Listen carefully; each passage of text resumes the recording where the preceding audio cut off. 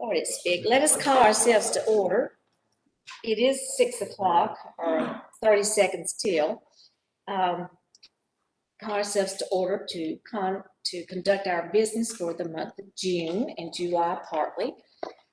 We have a lot to cover tonight, so we're going to move as quickly as we can, although certainly allowing time for the comments as needed. So as you looked over the agenda, we need a motion to adopt the agenda and or amend it. So what is the pleasure of the board?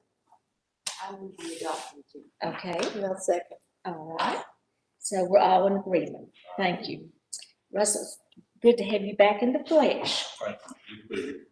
Okay, we're going to start with our public comment, and we have Danny McIntosh first on the agenda to talk about rocks. Brian Stark, all right.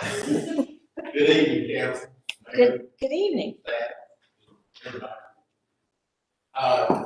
Last year, 2020 was sort of the year that apparently I was what?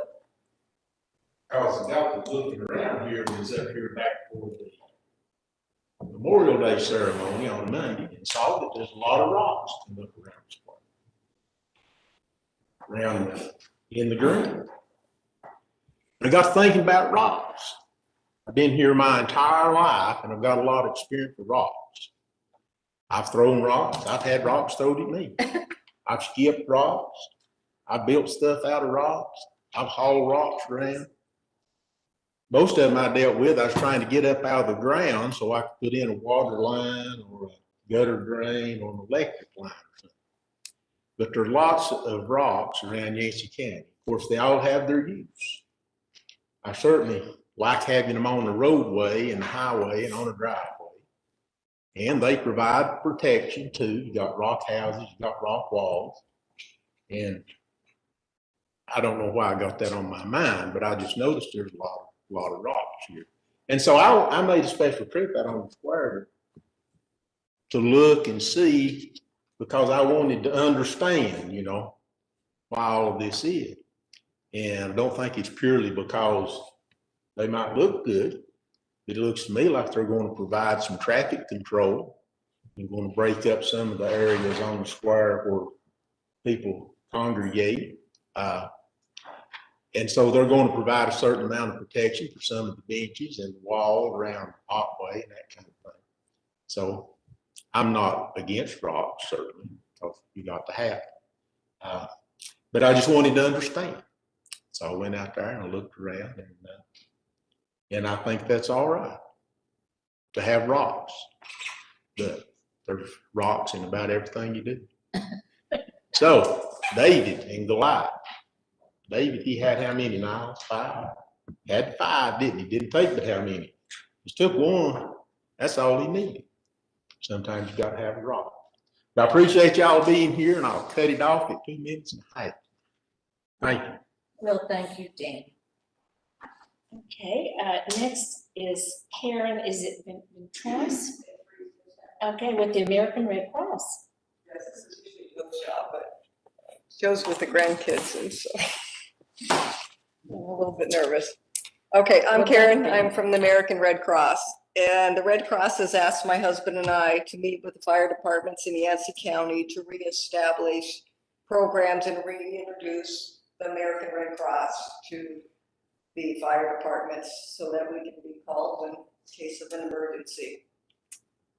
We met with Burnsville Fire Department, Chief Hal, on May 10th, and his team gave us information of where we were lacking and how we can improve with the Red Cross and provide emergency services. And they did have some great suggestions, and they did enlighten us.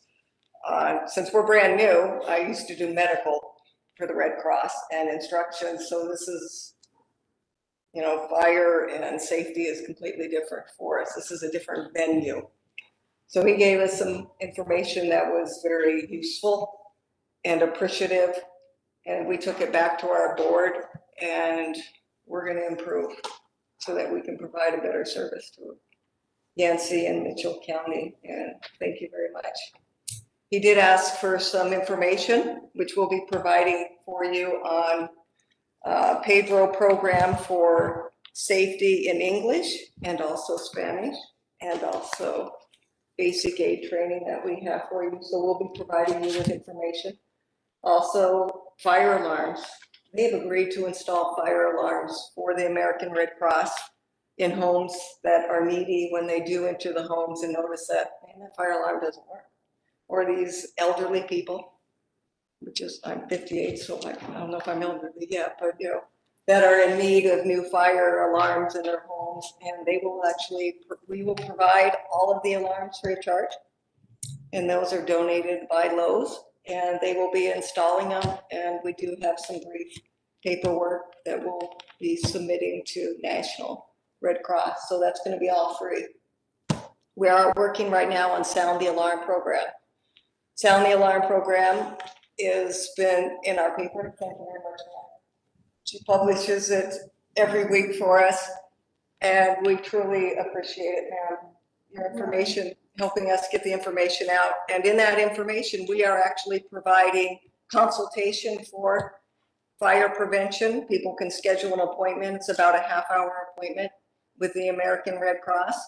And we provide information on fire safety, fire escape plan, and also if they do need fire alarms, they will be installed free of charge. These fire alarms are battery operated fire alarms. They're not like, mine are all electric and mine are over 10 years old, so we have to replace 9 of them. So we really appreciate, thank you. We really appreciate the opportunity to bring this program to the community. And it's brand new for us. And we'd like to also get on the agenda just for next and speak about blood services, if it's a possibility. I'm not sure how to do this. But I do have information for everyone about Sound the Alarm. Please get the information out if you can. So I'll leave it with you guys, if that's okay. That was very timely, that alarm going off, as you were speaking about alarms. I thought that was very effective. Thank you very much. Well, thank you very much. Okay, that concludes our public comment section, and if you would like to be on next month's agenda, if you would contact the town clerk, Chad, he'll discuss that with you. So, certainly. All right, we're going to delay the consideration of the minutes because I need to get this started for us to read the closed session minutes, and we will approve them a little bit later on the agenda. So I'll get back to that. I've marked it so that I don't forget it, but help me remember when it gets to my report. Okay, that moves us to our public. We have 3 public hearings tonight, if you can believe that. We're going to start with Leslie, who has a slide presentation. But let's see, I have to open it up. No. Okay. So Leslie, are you ready? Yes. Okay. Well, we're gonna do a year in review. It's kind of like we're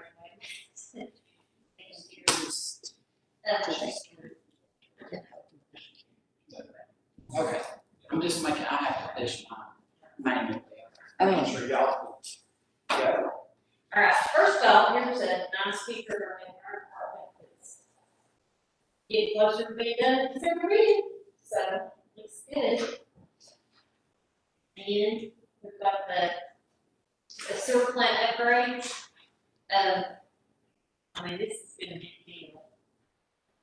Gonna have work. And you've got the force main repair, replacement, and the OC touch station upgrades. And you have East Main sidewalks and the raw water intake. That's a picture of that.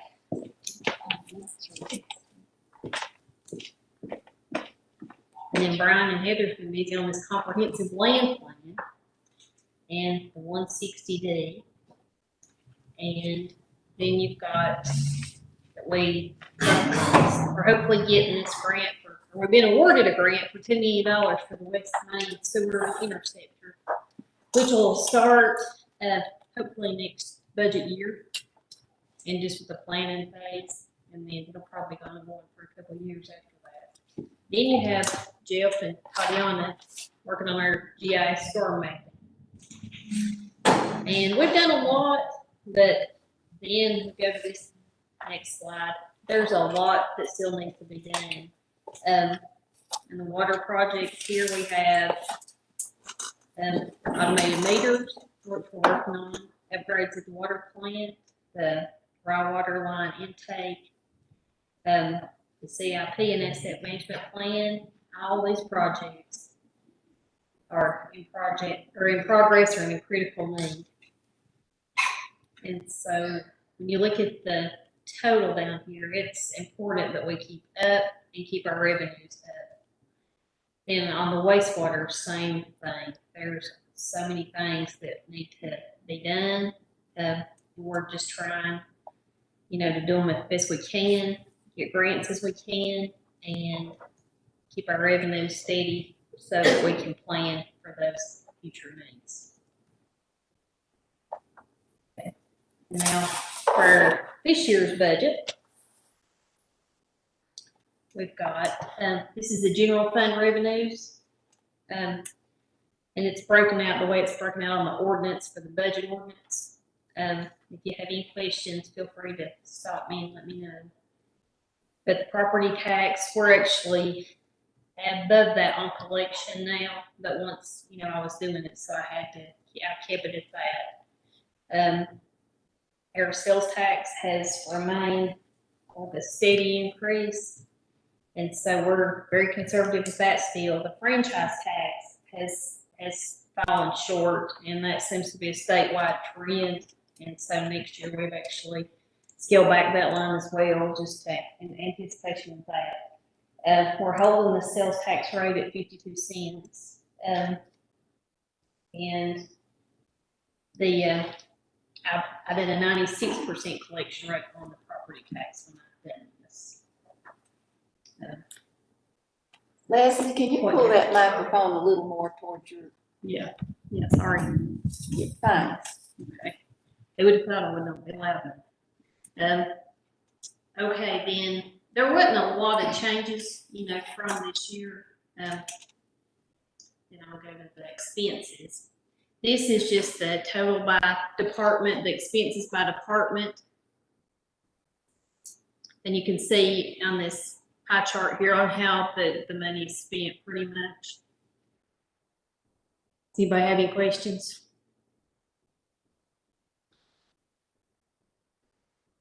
Okay.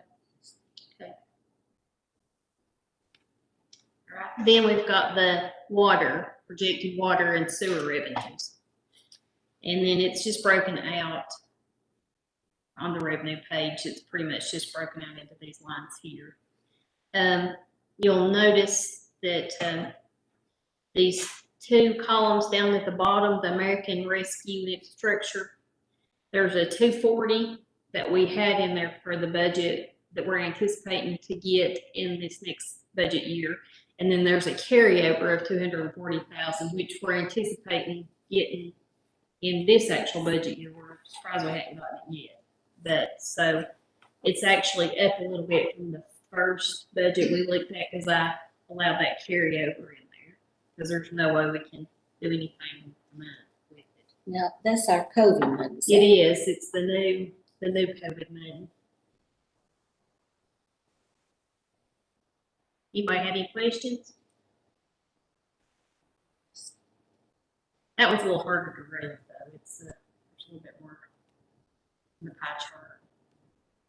Okay, we'll move on to the water sewer expenses. And this one's actually very small, and it's a lot easier to read, seems like. I wanted to reference, because if you see this capital outlay line, you might think that we've got some money to put towards it, but it's all pretty much being funded by that American Rescue Plan. There's just like 9,000. That 9,000 and some change that we would have had in the capital outlay if it had not been for that.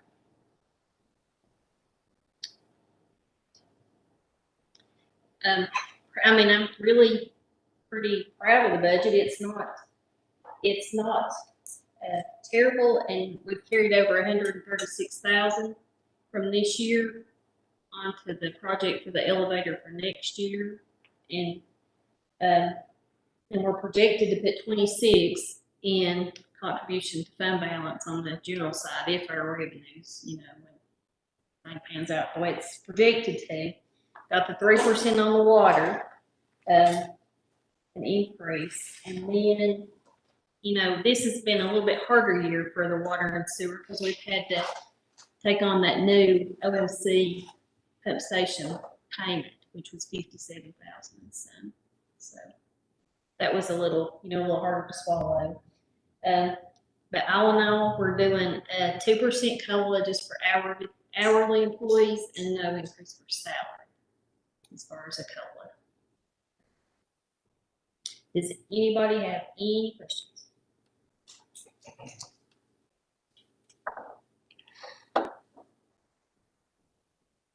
Surely I didn't put you to sleep. It No wonder is what for it me. is. Yes. And the numbers do not lie. That's for sure. So, Well, this is the first time we've ever had such a nice presentation. well, Chad made these nice slides. So, With that in addition to what we already had before we came. Well, you all just keep doing that, Chad. He just keeps having us. Thank you very much. All right. Okay, so we've had our presentation, and I will entertain a motion that we open our public hearing.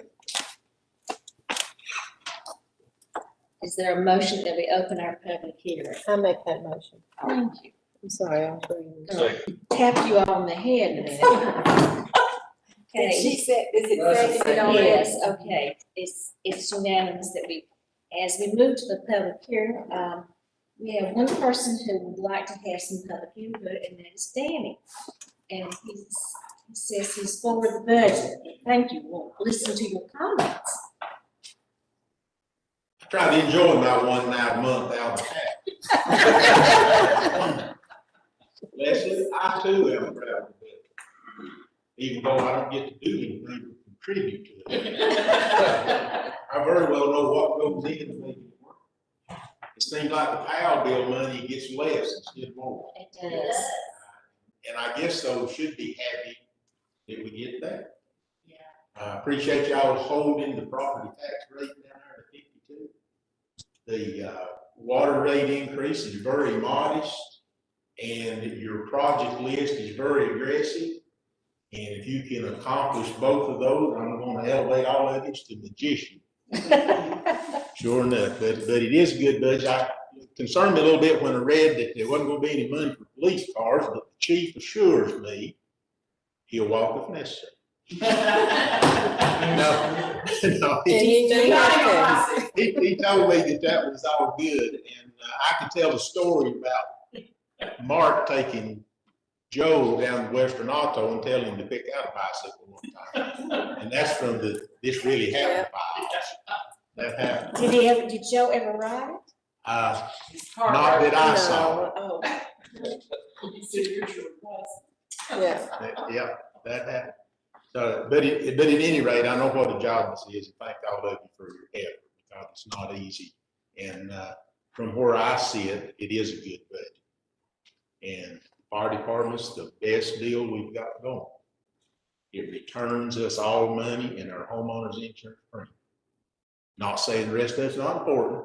I'm just saying the fire department's a bargain.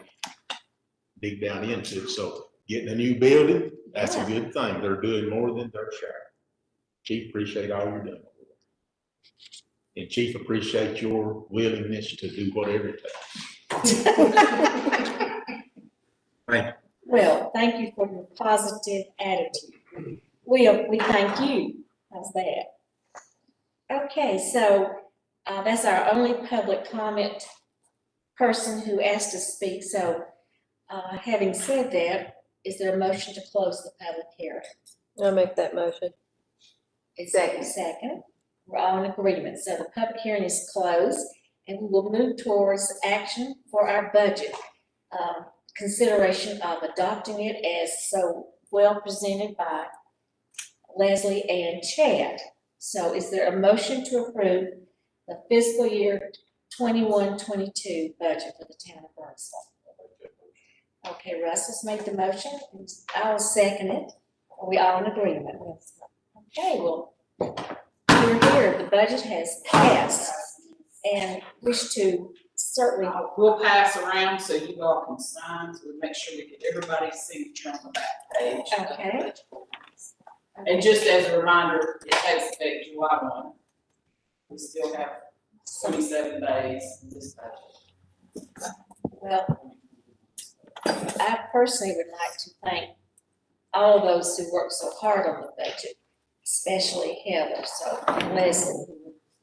Oh, there we go. Okay, so thank you. Others were involved as well, department heads, but those two were the ones that kept it moving, so thank you girls very much. So the budget is passed and we're going to move on to the next item with Brian going to give us a quick overview concerning our zoning ordinance amendments. So Brian, the floor is yours. I won't worry you all with the PowerPoint. We've discussed this now for the last several months. Just as a rehash, anybody in the audience who may not know, there's some changes at the state level. We want to see the changes. Those instituted the need for us to revise some of our zoning ordinance. While we were doing that, we took the opportunity to go ahead and make some changes that will make that document much easier to use. Some other slight changes that we've talked about recently. So this is the ordinance that's been, that we've had the planning board has approved. We had this presentation at the last meeting on PowerPoint of the major changes. And it's our hope that this will make this document one that will be going forward an easier document both for the general public and for staff to be able to use and enforce our zoning documents and to be in compliance with the 160D. Along with that, something that came up during the process is our floodplain prevention ordinance. Also needed to be revised with 160D. There was some language in there that needed to be added into our floodplain ordinance, so that's why that's on this document as well. So both of those will be for your consideration being voted on tonight. There's minor changes with the floodplain ordinance. It's basically adopting the maps that they produce by reference rather than the individual maps themselves each time, along with maybe some other minor changes.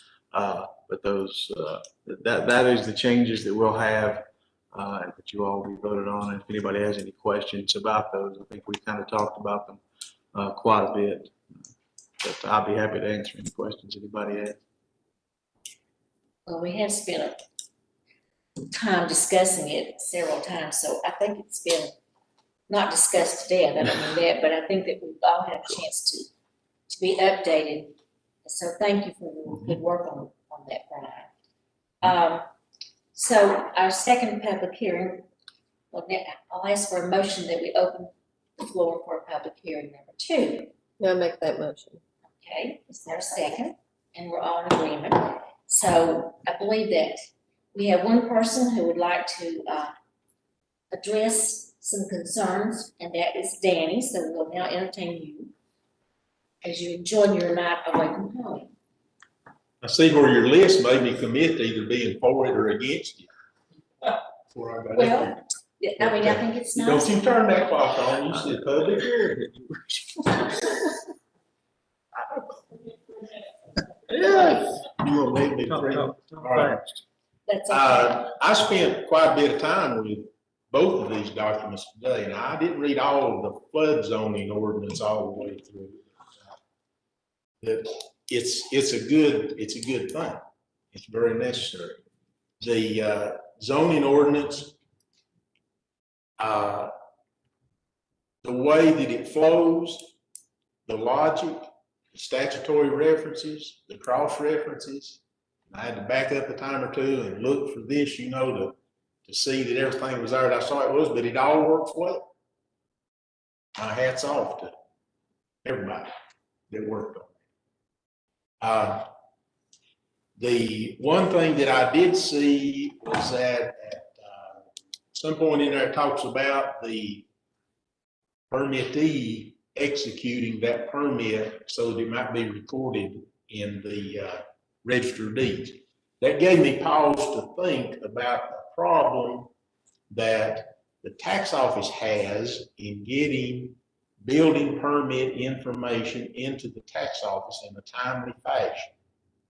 And I don't know how it goes now, but the county's process is the tax office gets access to the county building permits. When I was down there, the town, we requested a list or a copy of the permits once a year in January. And that may be how it works now. But I wondered after reading that about the register of deeds, if this presented an opportunity to do a couple of things. One is to require the permittee to take a copy of that permit to the tax office. That would accomplish two things. First thing is the tax office would have the information in a timely fashion. And the second thing is it would give the tax office an opportunity to explain to the permit holder their obligations in listing their taxes whenever they make an improvement on their land in the timetable for them. So that'd be a big help for the tax office. I didn't come to know the tax office, you know, but just knowing how that works, I saw that might be an opportunity. But at any rate, Mayor, I'm for it. Both of these documents are good. I don't see anything in there unfair, unusual, or whatever. I think it's something we all live with. Thank you, Dan, very much. We concur with your assessment, even though it isn't public comment time. So that's our only comment from public. So at this, we're going to vote individually on the two items. So, but before we do, we need to close the public hearing.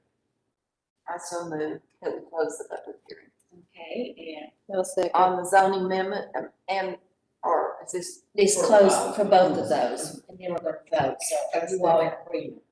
Okay, so the public hearing is now closed, and we're going to consider the adoption of the zoning ordinance amendment, I need a motion for that, please. To adopt the zoning ordinance amendments. I'll make that motion. Okay, is there a second? I'll second that. Second. We're all in agreement, correct? Okay, so that has passed. Brian, your good work is paying off.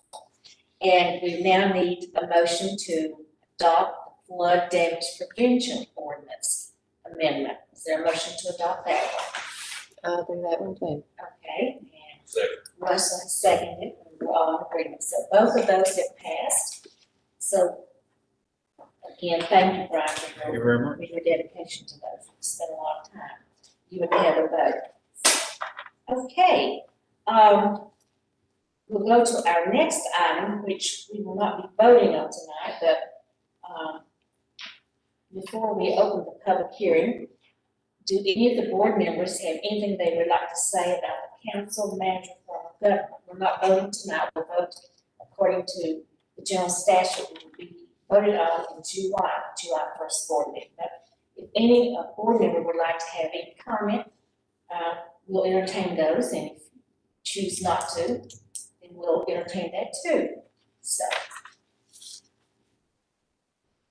Okay, so we'll move forward, and I'll ask for a public hearing for us to open our public hearing. I move we open the hearing on the council manager form of government. Okay, is there a second? I'll second. Okay, are we all in agreement? Yes. Yes, okay. So I believe that back to public input. Danny, here we go. Okay.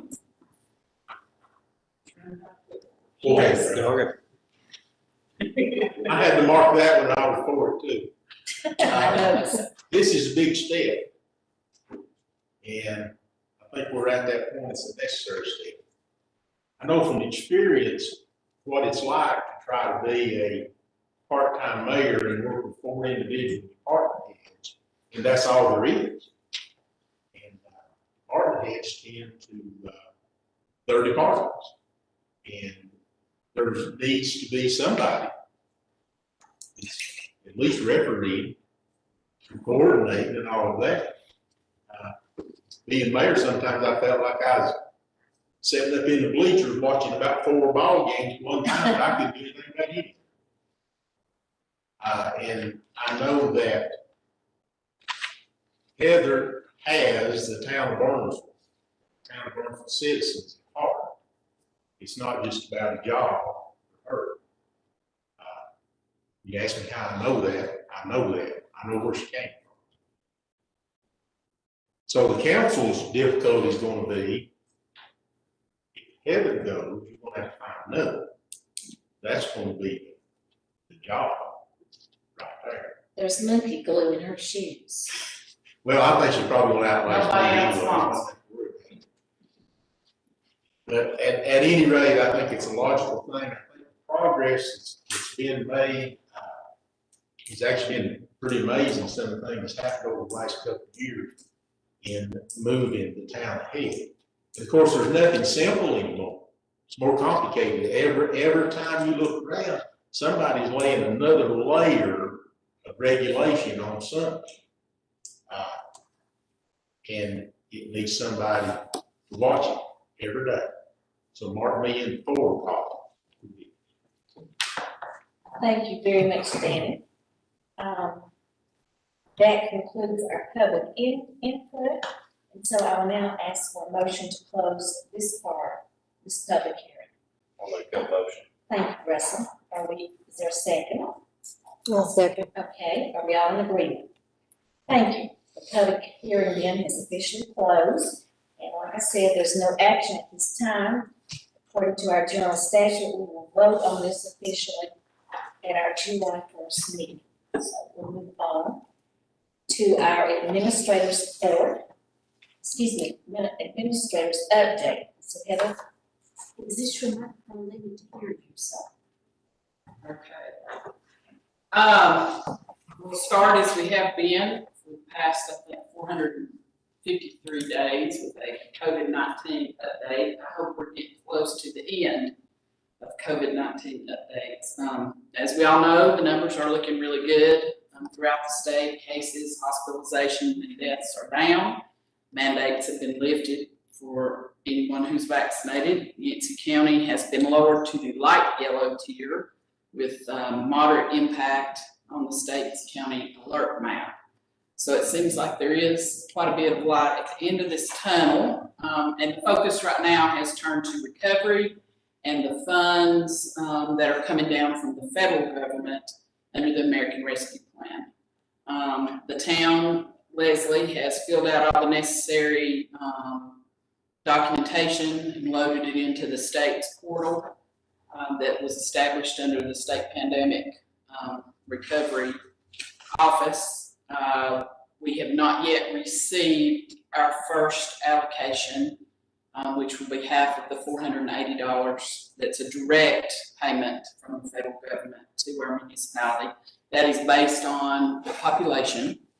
And we hope that that will be coming quickly by the end of this month. Some places have already gotten theirs, and I think they're just working through the list. She will have later on for you guys to consider a resolution that's required to say, yes, we want to accept this money, and we'll use it for the purposes outlined by the government. It is restricted funding. That means we can't use it for anything we want to. And when we look at the interim advice that has been given down from the state, U.S. Treasury Department and the state, it looks like for us the best fit for the use of the money would, of course, be water and sewer infrastructure. In North Carolina, counties and cities are very limited on what they can do with broadband, so that by statute, so that there's not competition with private companies. And we already have good broadband service here in town through Country Cable. So that looks like where it's gonna be the best fit for our expenditures. And we have some, staff has been talking a lot about the best place to use that money, and we want to be bringing that to you guys in the coming months for some decisions to be made. The state will be getting $5.4 billion, and the governor has made a proposal for expenditure of these funds. They cover a wide variety of recovery efforts. He has proposed $800 million to go to the Department of Environmental Quality for loans and grants to local governments for water and sewer improvements. So we certainly hope that once the House and the Senate plans and the governor's plans all get fleshed out and something gets adopted, that there'll be a good amount of funds available for us to look at for some of the needs we have. And all the funds must be obligated by December 31st of 2024. So, you know, they have some time to send them down, and we have some time to figure out what we're doing with them. But obviously, we have critical needs that we want to go as quick as we can.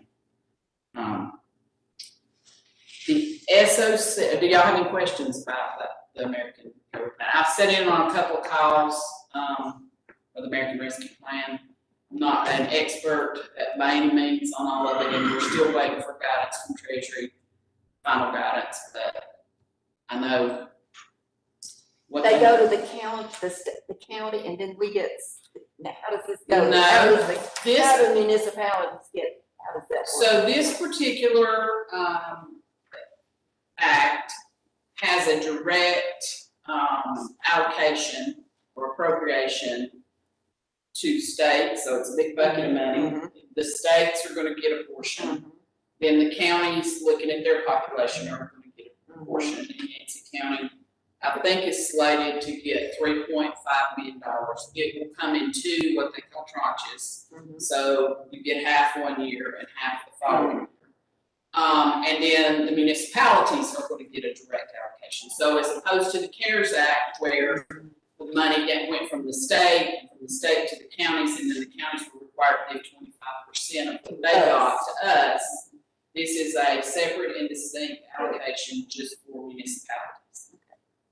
I wish that the federal government would have understood a little bit more about who provides water and sewer when they looked at those things, just because most of the time that's municipality, and that's where a lot of the cost is. But that's all we have on our brain. A lot of the other places are doing other things with their money. So it is a little bit less restrictive in some ways than the CARES money, because they have included the infrastructure piece.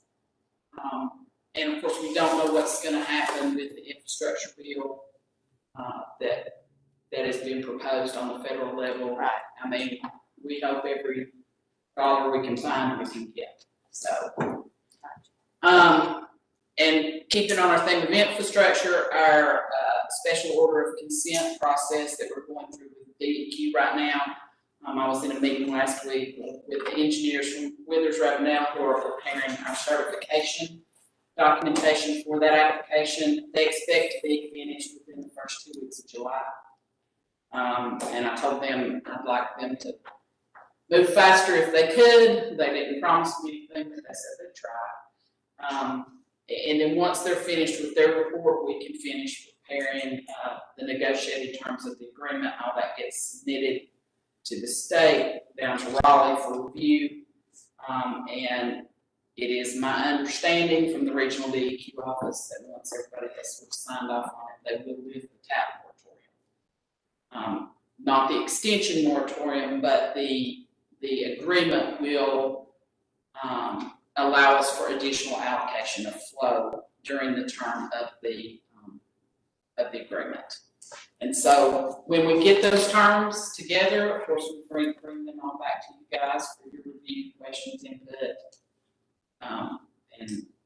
and agreement on that. West Main Sewer Interceptor Project, this is the CDBGI grant that we just were awarded in April. We are awaiting the contract from DEQ, from the state, on the grant award. When they made the award, and I think it was April the 21st, they anticipated about 45 days before they had everybody's contracts out. Once we sign the contract with them, then we're allowed to go ahead and contract for administration with High Country Council of Governments, and we're ready to send out an RFQ for engineering services for preliminary planning. The way I understand this grant will also work is there's initial monies for planning, and then there's additional funds that come afterwards, the bulk of it for the actual construction phase. So we expect 2 tranches there also. I'm going to be attending a 1-day granting training down in Pembroke, North Carolina, next week. And Leslie will be in Boone for 2 days of training the week of June the 21st. So hopefully we'll have, and I did get a thing to have another online training about some new federal regulations that will somehow affect this, and that I think is next week. Our water line extension with for the Little League project is moving forward. We were invited by ARC to submit a full application to them. We have 3 grants that we are looking at for that project. The ARC grant, a grant from EDA, and a federal grant, and then hope to make an application to Golden Leaf. I prepared a memorandum of understanding and sent it to the county manager. And it basically is that the town will make application for these grants, will be the fiscal agent. It's a lot of work for Leslie, one person, but considering the other loans and grants we have, that she has to keep all in separate pots and separate spreadsheets and separate accountings. But, you know, we agreed to do that. There is local match dollars required with the 2 federal grants. If we're successful in getting all the grants, which we certainly hope that we will be and anticipate we will be, there shouldn't be any local dollars match. But I explained to the county manager that at this time, with all of our projects and our tight budget, there was no way the town could guarantee those local match dollars should they be needed. We had several discussions about this, and she was very gracious and understood our situation. And so she is going to be presenting the memorandum of understanding to the county commissioners at their meeting on Monday, hopefully for their approval. And once we've got that signed, we can move forward with all these grant applications. Because the grants require somebody to commit to these match funds. And unfortunately, we're just not in a financial position to be able to do that on this level. But we are still very hopeful that the grants will match each other, and we'll be good there. Everybody will be good there.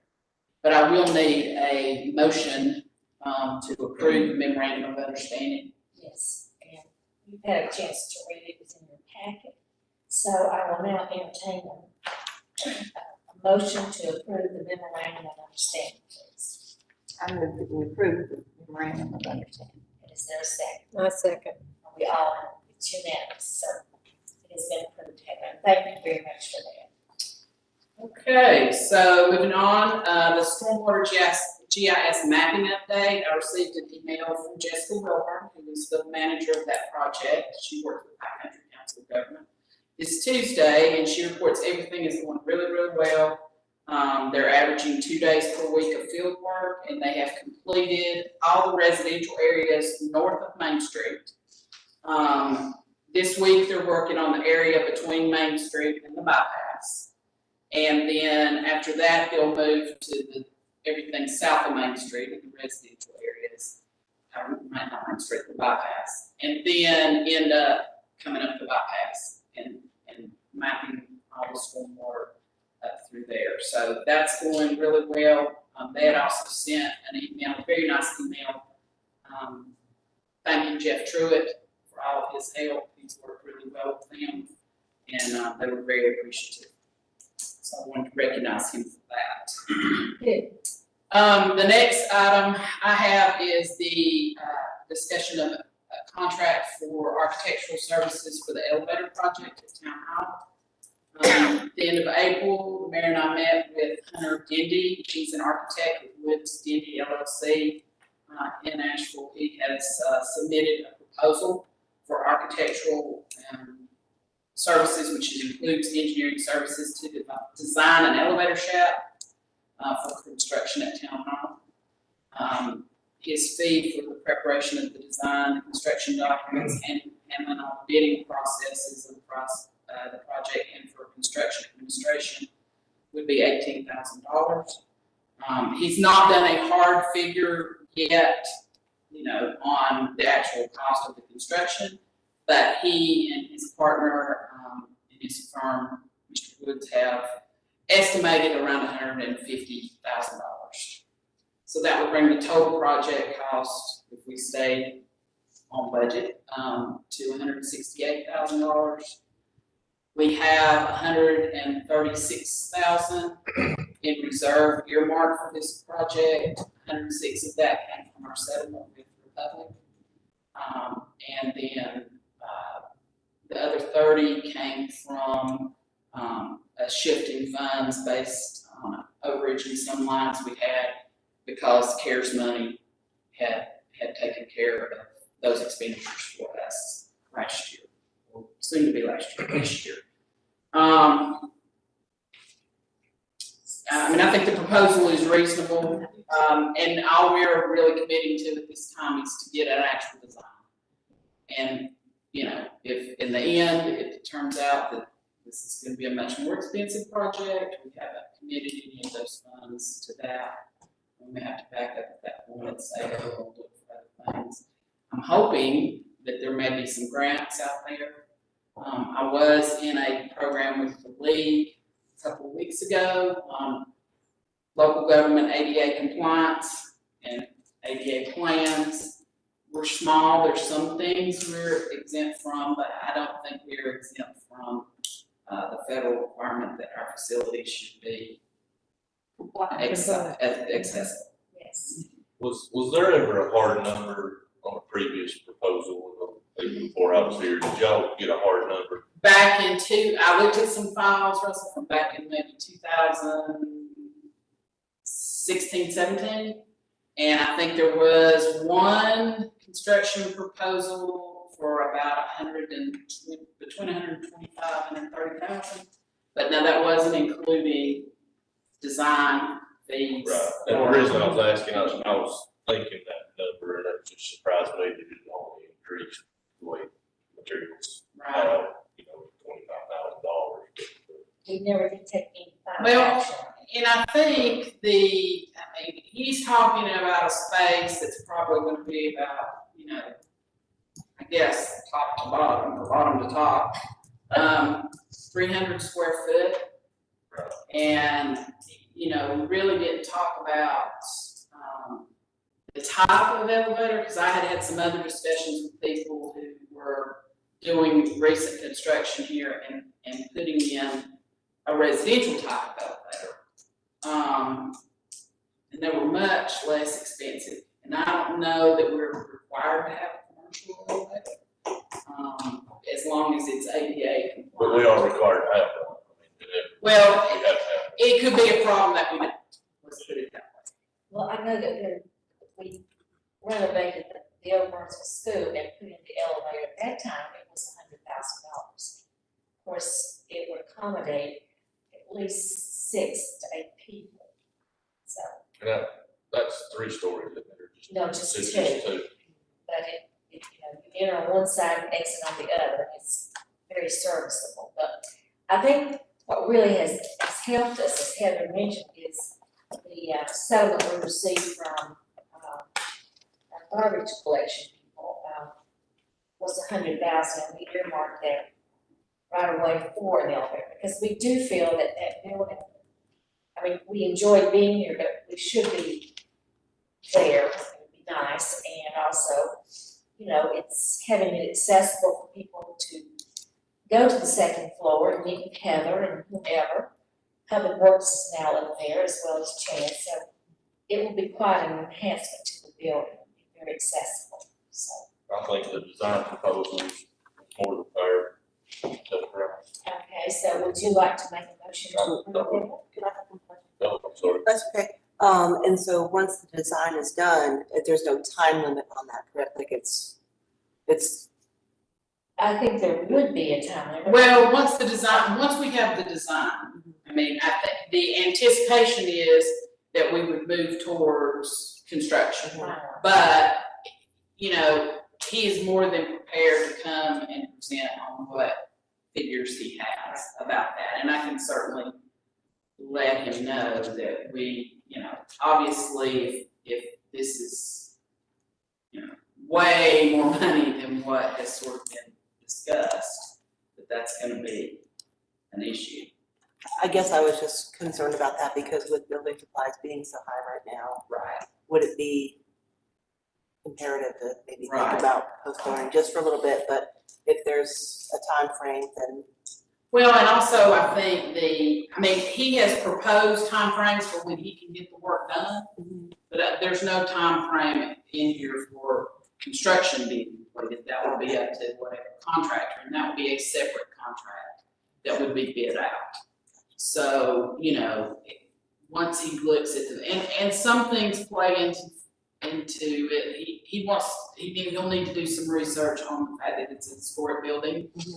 And, how much care, obviously, we want a lot of care to be taken the outside of the building and how it looks. I mean, the place on the, I guess on the east side is really our only option for putting it in. And that, when he came and did an initial assessment, that's what he thought too. So, obviously, we need more facts and more figures before we move to construction phase. But his proposal would take us all the way through that. Thank you. Okay, so, let's see, Lincoln made a motion to approve, the elevator contract, is there a second? I'll second. We all agree. So, that has been approved.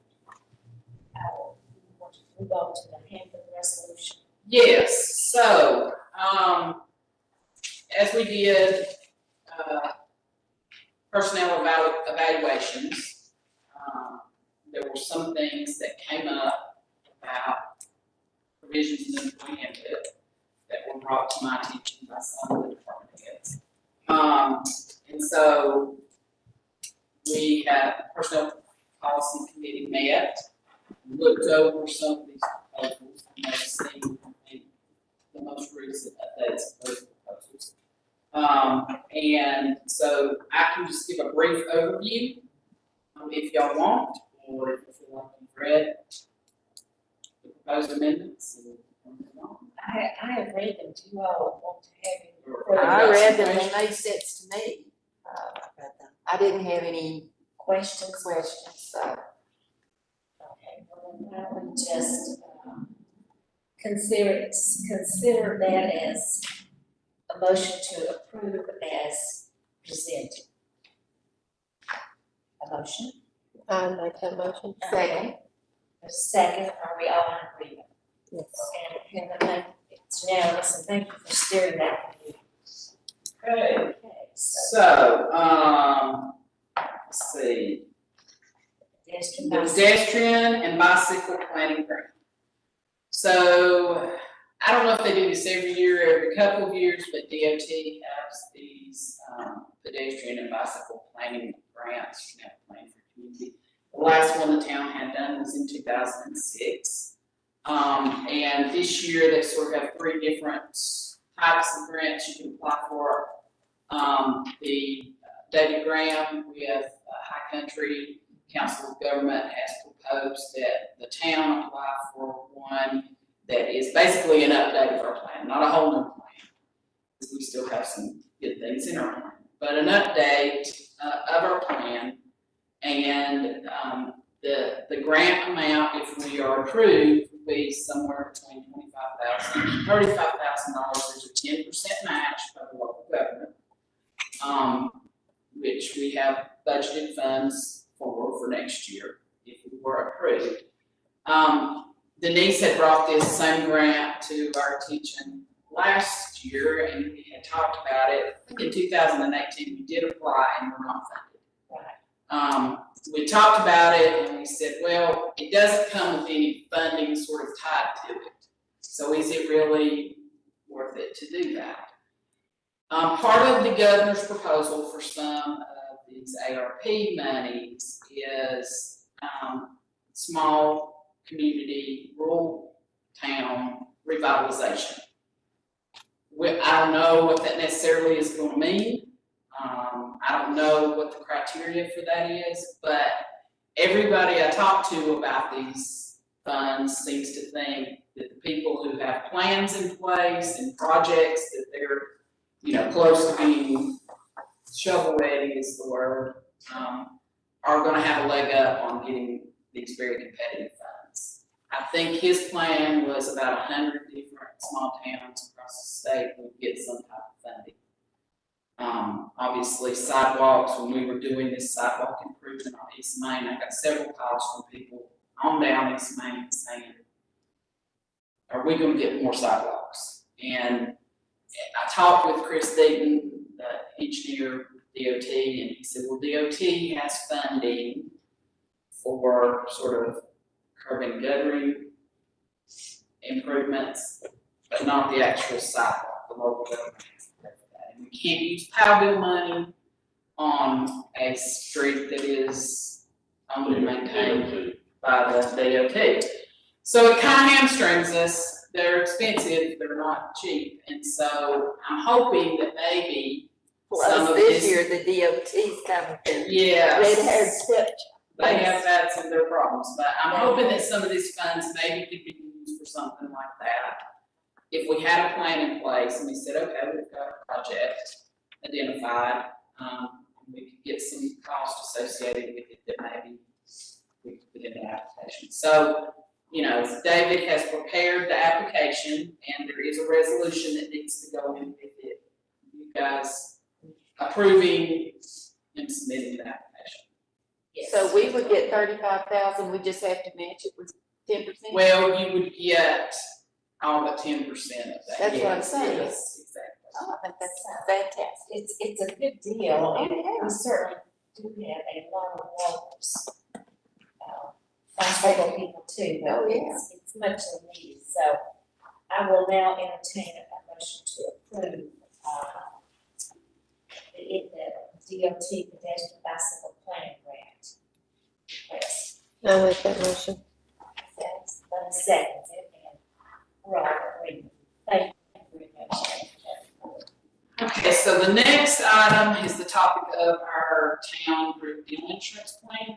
And I'm gonna let Chad, because he is the benefits administrator, and he is very hard on getting these facts, figures, and data for us. Okay. All right. After hearing some rumblings from a few of our employees, we got a group to look into our coverage. And I reached out to Eben, who helps us administer some of our benefits. And they came back with some options, and Delta Dental was the main one they thought they would be going with. And looked into that quote and United Health included in the packet. And the services are similar. They have better access with Delta locally. I looked into who offers coverage with them within a 30-mile radius, and they had 161 offices that accepted it and were United. And even though United's list seemed a little outdated, they only offered it to about 131 offices locally. And the primary benefit was the difference in premiums. They mentioned that there was quite a bit of savings, but I actually calculated it. It looks like it would be about $9,300 a year in savings with the premium. So that being the main difference is the difference in premium. It's more like Anecdotally, from what we've heard from some people, it was all pretty positive. Denise was nice enough to give us a second pair of eyes on it with her experience. I made a few phone calls just to be sure. Yeah. And all the offices that I called said they're both great to work with, but Delta provides a little bit more opportunities for the employees. Thank you. I believe the school system is on the Delta plan. So, do you have anything else you want to add to that? Sorry. Have you finished your report? Yes, ma'am. Thank Okay, so, and Denise, thank you for your assistance. Is there a motion for us to approve the Delta dental? I'll make that motion. Thank you. Is there a second? Okay, second, Ron, yes. So this would be starting in January or how does this work? What's your July. The new fiscal year. All right, yeah, fiscal year. Yes, that's okay. Okay, And the last thing I have is just the tax collector's report. And, our collection rate for 2020 is 98%. Now we have $18,962 outstanding on the 2020 levy. We're still pursuing ways to get those remaining dollars in. Jackie did pull for us the 10-year period, looking at both real and personal property.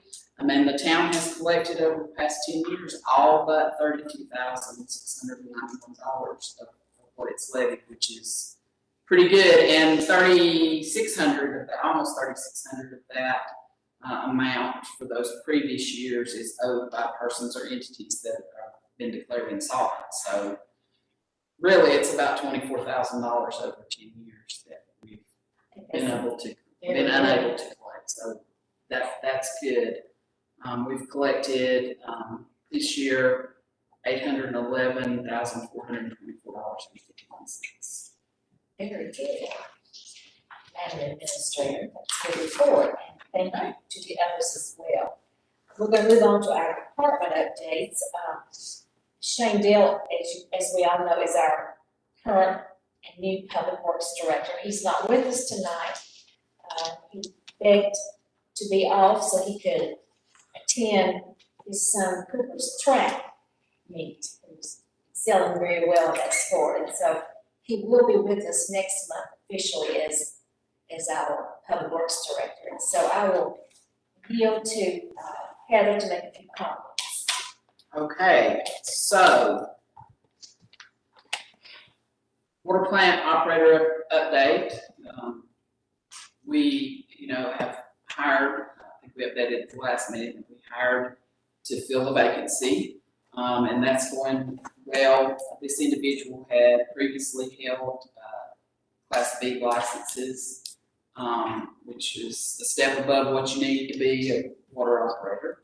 And we had to send a letter to the state. That board meets, I believe, the 15th of this month. And they'll tell us what, if anything, he needs to do. But the individual we talked with, said he would probably just need to go back to school for the same level of license that he had before.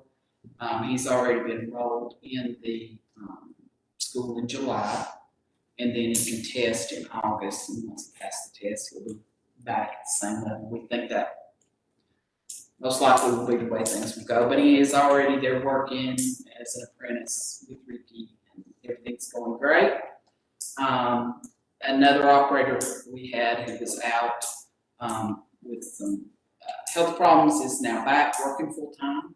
So basically, we're just sort of having to cover one open shift until this person gets, our new operator gets his license renewed.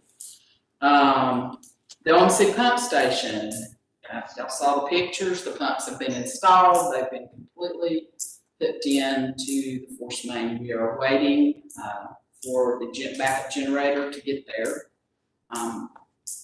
The company anticipates it'll be here next Thursday, the 9th. And once that is wired in, we'll be able to fire those big boys up and run our sewer through them, which will be very exciting. And some of the cool features, there will be one change order coming. There's plenty of money in the budget to cover it. It's not a big amount of money, but they did go ahead and install some valves that would allow us to hook directly up to a Godwin pump if there was ever a failure. So we have a backup there without having to pump and haul and do an above ground bypass as we had to do before. So we thought that was good, and they're also gonna install a flow meter there, so we'll be able to know and regulate exactly how much flow is coming through the pump station on a daily basis. So that should be good. I didn't So- know this sewer would be exciting. It's exciting, I'm telling you. And we've got just a few more weeks to get to that finish line. And we hope that since we are down to only one old pump that works, we hope we can get Yes. there.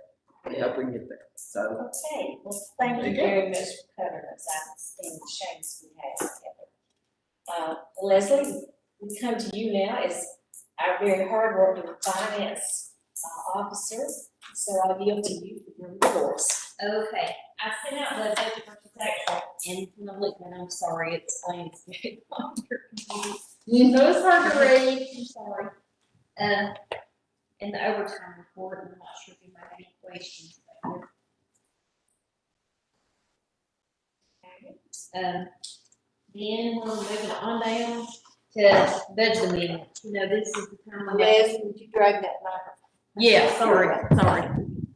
Okay, we're gonna move on to budget amendment. I'll lay it, next year. And it's kind of just a cleanup for this year. I'm acknowledging those American Recovery funds in this top line, the 240,000. Then down here below, I'm accounting for them in the expense line.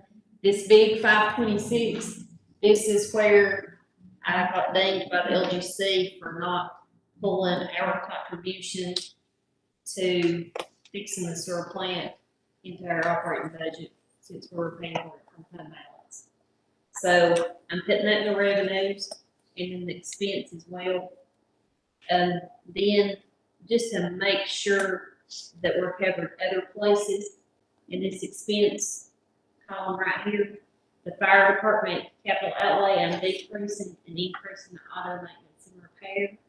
And the general fund reserve, I'm decreasing and increasing the contracted services for garbage, just to try to cover and not have an overage in the bank. So that concludes your budget amendment. Yeah, and if you look behind, it's just the backup for it, it's just a little easier to explain what's on this, but this is pretty much all the information. Okay, so, we need a motion to approve I these did. budget amendments. I'll make that motion. Okay, is there a second? I'll second. Well, Denise is seconded, we're all in agreement, Russell. I am too. Okay, excuse me, Leslie. Okay, then we need to talk about authorizing you, Mayor, to sign a resolution on the American Recovery. That'd be a pleasure. Get that money in here. Yeah. So is there a motion to approve that I be the one to authorize to sign the American Recovery Plan funds? I'll make that motion. Okay, Russell's made the motion. Is there a second? Yeah, second. Are we, is it unanimous? It is. I'll sign it with pleasure, Heather. All right. And next we have, I'm asking for authority to open a new account for police special separation allowance. It's a complicated thing, but it's kind of a supplemental retirement. It's kind of an OPEB at its own. And it's just the general statute, I pulled it up here, but it's like covering it from 55 to 62 for that officer can start to draw Social Security, and you're supposed to supplement their salary.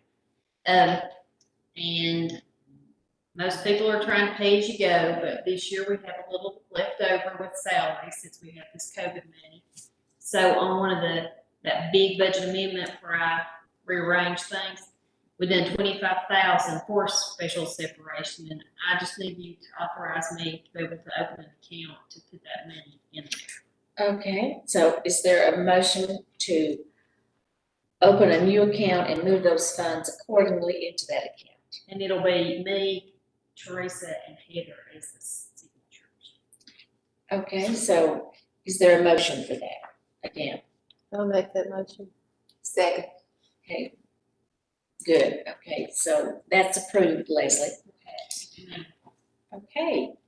That brings us now to Niles and the fire department, which we so enjoyed our tour last time. And you just keep moving forward. So give us an idea of when the cut the ribbon date tentatively will be. Well, I'd love to give you that date. I'm only be guessing to say maybe September or maybe late September. Okay. So in the fall? Yeah. Okay, So we can take that. just to give you a little update on the operations side of things, I gave you our fire call report for the month, and just kind of spread all over everywhere. It's just that time of year when you get all sorts of different calls, nothing major standing out in that report. To let you know, last time I did tell you that our primary engine, our first out engine, was having to go into the shop. Niles, excuse me, can you Yes. pull that microphone in? Wait a minute. Thank you. Our first out engine was having to go to shop for repairs to some brakes and for the throttle control, and that's part of the reason for Leslie's budget amendment. We did get it back, it's back in service, but it cost us $5,000 to get the brakes fixed and the throttle control. So that was a little unexpected expenditure, so she's fixed that for us, I think, in the budget amendment with your approval. The update on the building, since your visit last time, Yeah. I'm not sure how much was completed. I can't recall what I was done, but all the rough-in plumbing and electrical's been done. I have pulled all the IT wiring for all the internet, camera systems, all that wiring's pulled. The installation started today in the administrative area. They had most of the walls insulated when I left this afternoon.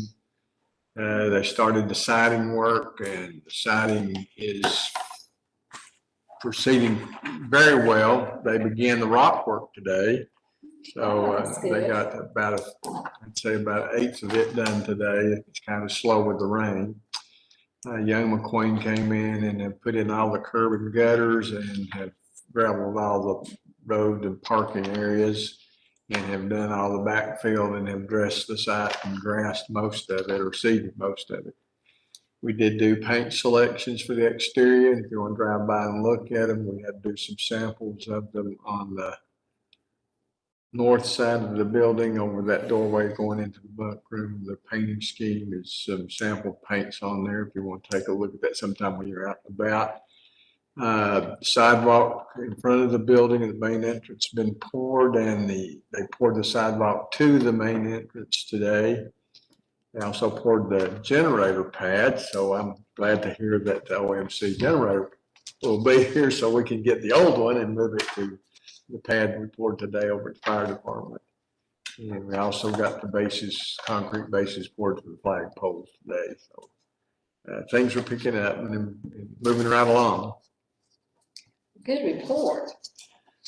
Thank you very much. Okay, Brian, we're back to you again. It is. I have a couple of updates. The first is the last, I want to say 4 years, 5 years, we have applied for a no match grant of $25,000 for equipment from the state. We receive that each year. We got word this past month that we received that grant going forward. In the next budget year, that grant will be used to replace or to install Viper radios into our cars. That's as I understand, I'm not a radio man.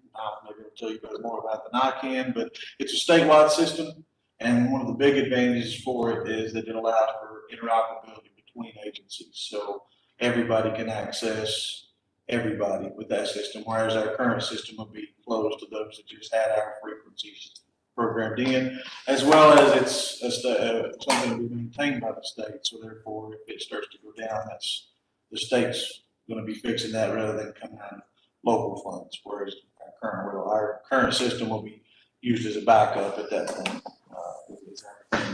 But that'll put those radios in all our patrol vehicles. That have more money, because I think those radios are relatively expensive. They are.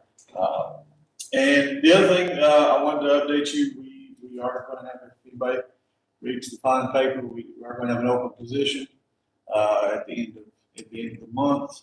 I've got 4 or 5, I think 5 qualified applicants. We're gonna start an interview process tomorrow, going on into next week. So we hope to have, replacement for that. Bidding, we will miss Gerald. He's going to take a job with Buchanan. We're looking to fill this position in the next coming weeks, and hopefully not have too much downtime with an open position.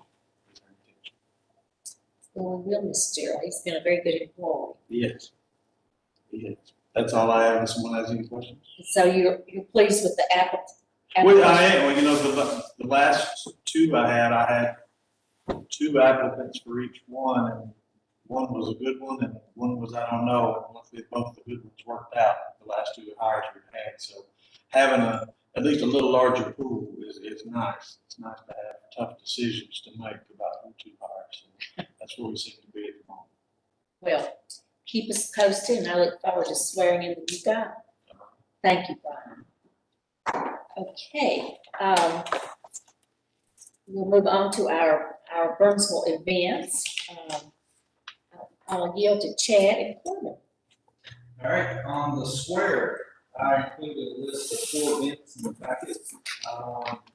None of these are requesting any type of sponsorship. They do have some state requests, and a few of these you may be familiar with from years past. It's with us tonight. If you have any questions about Rotary Club, there's 3 of them that pertain to the Rotary. One brand new one is the October 2nd Picture Out concert that Rotary's put together. Just want to bring these to your attention, and let you know about the state request and the one the police escort request. Just make sure that's okay with all that. Well, the Rotary Club is very busy. Thank you very much. Okay.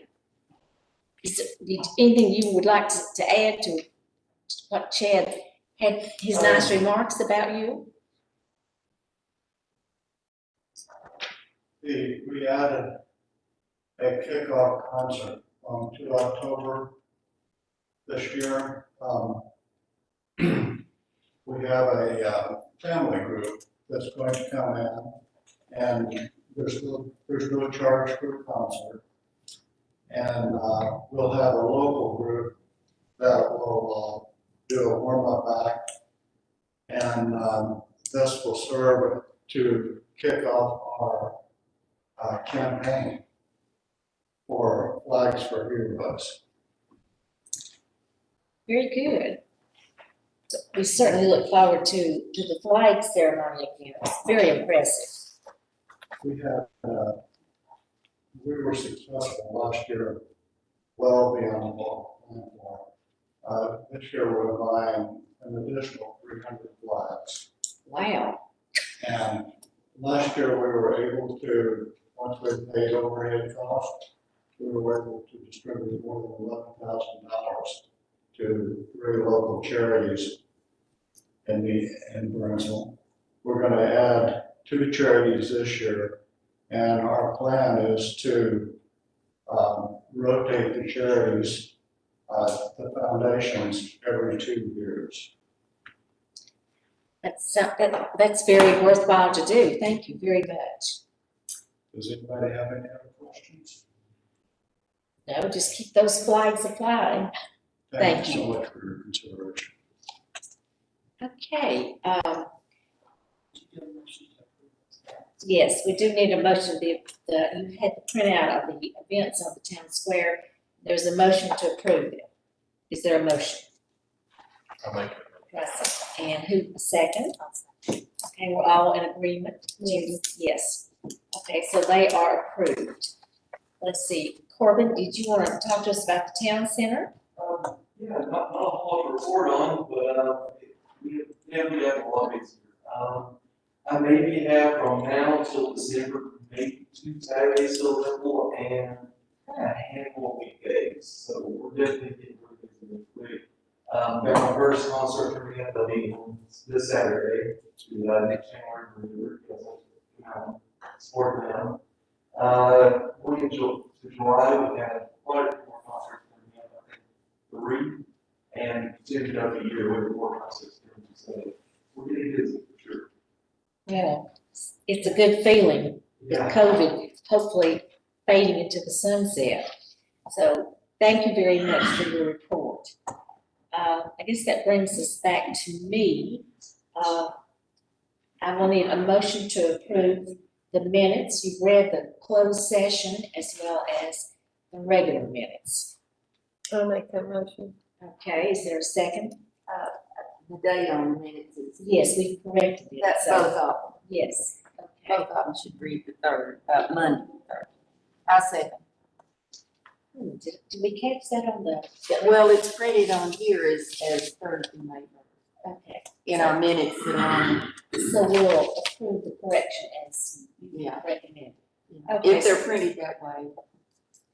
So there is a motion to approve the minutes then as corrected with the dates. Yes. Okay, everyone's in agreement? Yes, okay, thank you very much. What? Denise, did you have something that you wanted? Oh, yes, I went to the meet and greet with, Representative Cawthorn and Lynn Austin was there also. We both brought forth that, small municipalities and smaller counties, would like to be considered in infrastructure, loans and grants in the future. Besides, extending water and sewer systems to actually focus too on replacing lines and existing sewer systems. And they were very receptive. I already received an email back from his main assistant, and they did forward it to the same person that Heather had already talked to. So we don't know, but at least they heard it twice.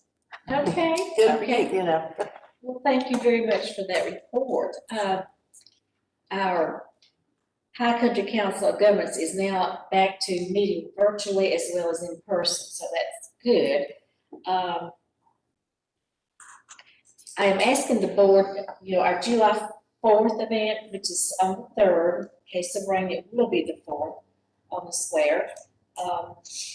Would like to have a resolution of appreciation for Sharon McIntosh, who for over 10 years has been the leader of the pack, so to speak, in recognizing and honoring our veterans. And so I thought at the July 4th event that a resolution of appreciation be presented to her right before we begin the concert. So I just need your approval for Heather, and I'll get more information for her, for us to present her with the resolution of appreciation.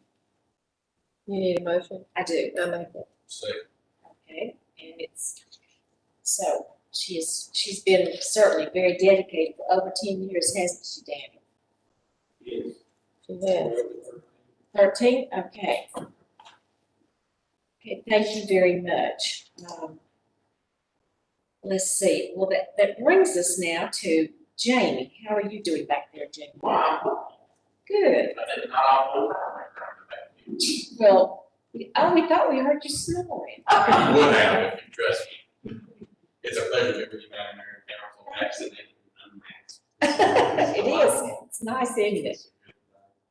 I'll update you on a few things that EDC has going on out there. Of course, we did the most probably direct connection with the Little League project, the ongoing status of the water line extension there. The county did acquire title of that 97-acre tract of land last week. We began the permitting process of the construction of that facility yesterday. Actually, we met on site with representatives from DOT, DEQ, the Army Corps, U.S. Fish and Wildlife, North Carolina Fish and Wildlife. There's probably a couple others that I left out, and we didn't lose any of them in the woods, so that's a good thing, I suppose. But we've started that process of permitting to be pretty comprehensive. It will include the Army Corps permit on this project, will include both that site work and this water line extension that the town is doing in the same permit. So be quite a bit of work to iron out there, but that process is well underway after much ado, so we're glad that's moving forward. Small business activity here, and kudos to Christy, who will speak to you shortly, I'm sure, has picked up. EDC made its first downtown entrepreneurship assistance grant for this fiscal year, or this calendar year rather, to Lamppost Shop Vintage Market. We've had another couple of other applications that are coming in shortly, so we certainly appreciate being able to put some money out there to support small businesses opening on Main Street. So what was the name again of the business that you were? It's the Lamppost Shop Vintage Market. Yes, okay, gotcha. She was our very first recipient of an award when we started this grant program a couple of years ago when she opened Magnolia and Rim. So it's good to see folks thriving and expanding. You guys that have such a great retail environment on Main Street, we're happy to assist promoting that for sure. On the topic of trying to rake up every dime that's available now, as Heather alluded to earlier, EDC's made a few grant applications, which I will update you on. You probably have read or heard that EDC and Yancey County, in addition to cooperating with the EDC board in Mitchell County and in Madison County, has submitted a grant application to USDA to fund a site evaluation study to determine where we could locate a new commercial industrial park facility, either in Yancey or Mitchell or Madison County, and look at a joint project there between the jurisdictions. That's a $50,000 grant. We had a compliance review on that this morning. I expect they will have a favorable What kind of response on facility? this. An industrial park, a joint industrial park. Yeah, basically it would be a larger facility, which would be partnered in by either Yancey and Madison County if it was on this side of the county, or Yancey and Mitchell County. There isn't one of those that exists in the western part of the state. There are 4 in the eastern part of North Carolina. So if we manage to do a joint project here, if there's a suitable site, it will be the first one in the west. So that's gotten some attention from the Department of Commerce and the governor's update, actually, that we can move forward with that MOU, and unbeknownst to me. Jamie, I'm surprised it's not happening sooner though. I mean, It's a difficult thing to do. It's difficult to get jurisdictions to walk through all the details of an agreement. Burke County and McDowell County almost came to an agreement several years ago when down in the Short Roads, they fell apart on that. So it's a complicated thing to do. And this is certainly the beginning of what will be a long process. But at the very least, even if there's not a collaboration between counties, and we will have a site evaluation that we can look to here in Yancey County and determine where we can look to plan to grow industrial and commercial development. Certainly, I've kept Heather abreast of that, because as we look at this evaluation, if it moves forward, that also is informed greatly on capacity in water and sewer, where you have, that most adequately. So we kept Heather tuned in as we roll along on that. So that's the USDA grant that we've asked for $50 grand on that. I think that we'll probably receive some favorable response from USDA. Also applied for a $25,000 grant from Duke Energy's foundation to support small business revitalization post-COVID. We're looking for that $25,000, if awarded, will go into EDC's Small Business Assistance Loan Fund. You may remember you guys appropriated to that last year in addition to Yancey County and EDC. This would take that loan fund up to $125,000 and would allow us more flexibility with Duke's money than we had when lending the money that we invested due to restrictions on local governments being able to lend money. So that would certainly allow us flexibility to support the revitalization efforts post-COVID if that grant is awarded. We are planning the county commissioners to consider a building reuse grant to support the renovation of the former healthcare clinic, 300 Pittsville Road, by Mountain Community Health Partners. You may recall during COVID that was used as their main testing vaccination site for both counties. Now that is beginning to ebb, they're looking to actually go ahead and begin renovations and open a full general practice clinic there. I won't steal, since that's a county matched project, I won't steal their thunder by discussing the dollar value of that project or the number of jobs, suffice it to say, that they'll be bringing a number of new providers here, which will increase our access to healthcare and open a new clinic in Burnsville, which would be something that we're all looking forward to. So those are 3 grant projects that we have applications pending for various projects. That's probably enough for you to hear from me, unless you have questions about anything that I might not have thought to mention. Well, you're certainly busy. You A+ on that. Thank you Like so that. much. Yes, ma'am. Good to see y'all. Good report. Thank you so much, Jamie. Okay, last but not least, Christy, we always enjoy hearing from you. Thank you all for having me. So, I think you put me at the end, so you make sure I stay. Well, we've got a lot going on right now. I'm working on craft fair constantly, and getting ready to start placements on that. But June, or let's start May 25th, I had my first after hours out at Mount Mitchell Golf Course, and we had around 30 people attend. It was really well attended, and everybody had a real good time. So we've got our next one coming up at One Kind Art Gallery on June 17th. So you're all invited to come on out and enjoy an evening of networking. But Now then, this is at what art gallery? a one-of-a-kind art gallery out in Micaville. Gotcha. So, and then June 24th, we'll be working with Mayland and EDC and Town here to put on the business breakfasts here at Town Center. And then July 15th, we've got our next after hours at MW Studios out on Highway 19. So those are kind of the upcoming projects. Right now, we've got a trivia scavenger hunt running to encourage people to get out and find out what businesses are around town. I think I have 53 businesses participating in that scavenger hunt at this point.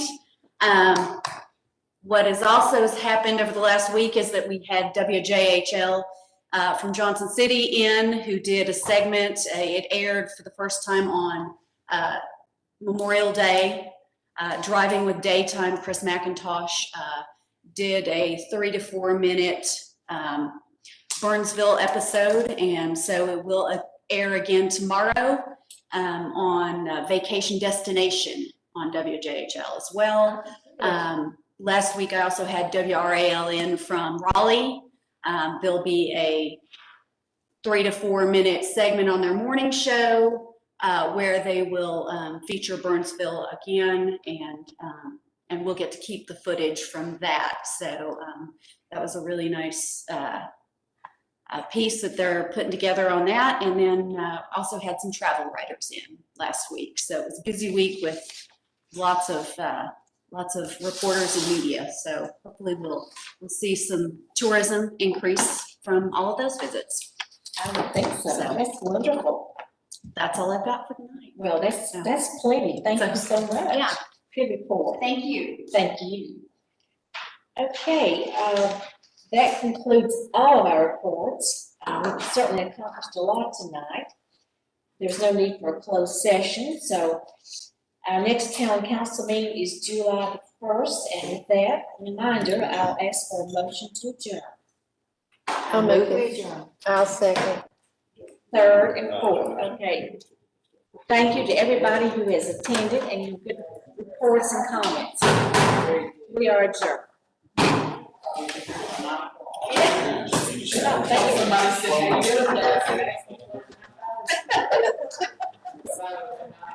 you.